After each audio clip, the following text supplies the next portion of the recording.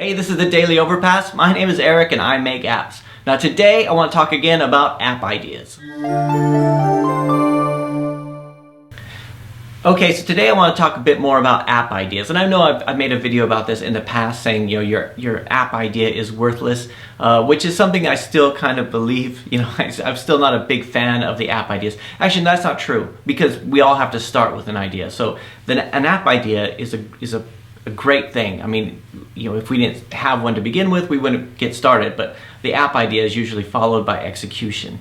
And last week I was watching Gary Vaynerchuk, the Daily V, and I don't know if you guys watched that. It's really interesting. He was, a bunch of people on the street were asking him questions, and somebody was saying, I'm trying to get my app started, my app business started, and he was saying, well, why don't you just get it started? You have to do it yourself. Because I don't have the money. He's saying, I don't have the money, and he's saying, well, you have to do it yourself, which I agree with. And he says, yeah, but I don't know how to code. And the advice was, then you need to partner up with somebody who does know how to code, right? So, and this is something that, when you're an app developer, you get asked to partner like all the time, right? People will come to you with their app ideas, or mostly it's an NDA followed by the app ideas. And now it gets to the point where I don't really sign the NDAs anymore, but occasionally people will come up with an app idea. And now the big news in the last couple of weeks is Snapchat going public, so it's worth, I don't know, billions. I'm not sure what the latest figure is, but so when something like that happens in mainstream news, then if you do client work, you get a lot more client work, and if you're an app developer, a lot of people want to partner up with you.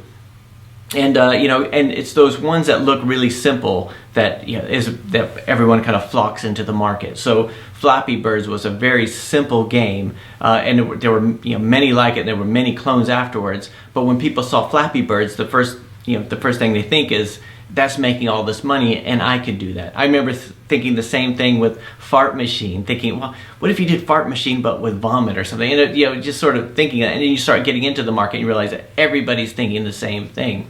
But it's funny because when you hear people's app ideas, I mentioned a few weeks ago that I go to like the optician, and then he said, what do you do? And I said, I'm an app developer. He goes, oh, you and I should get together. I've got a lot of ideas. And this happens so many times where people say, hey, you know what? I get all these ideas. I don't know what it is.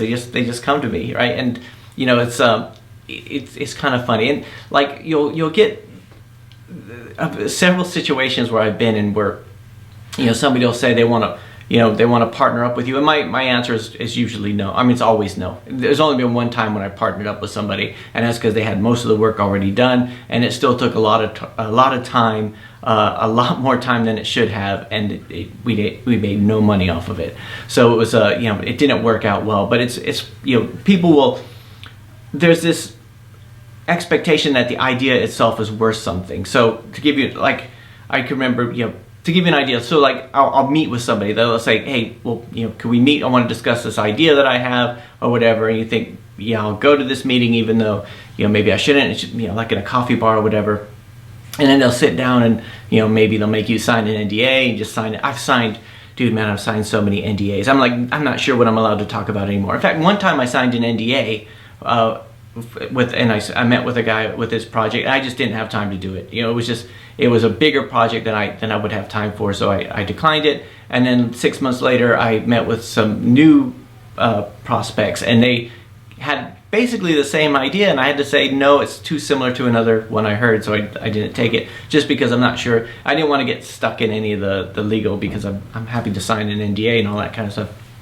So you go to a coffee bar and you sit down with somebody, and they'll make you sign the NDA, and they go, okay, all right, ready, all right. So basically I'll give you my idea, you build it, and we'll split it 50-50. Both of us will get rich. And Eric, I'm telling you this idea is huge, right?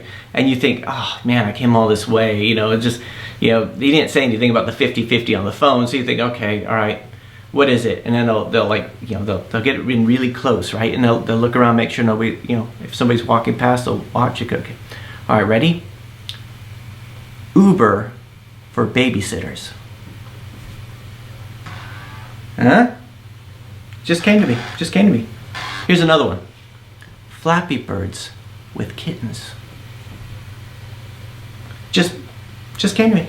Just nothing. And you sit there and you think, oh man, and you know, this happens a lot. One of these days I'm going to make like a generator online, and again, I don't mean to, those ones might exist, you know, they might do. I'm not taking anybody's idea, and if you don't tell me that I somehow stole your idea, because I thought long and hard about these. These are two that I've never heard before, but Uber usually figures into a lot, Flappy Birds figures it into a lot, and I guess Snapchat will figure into it a lot going forward.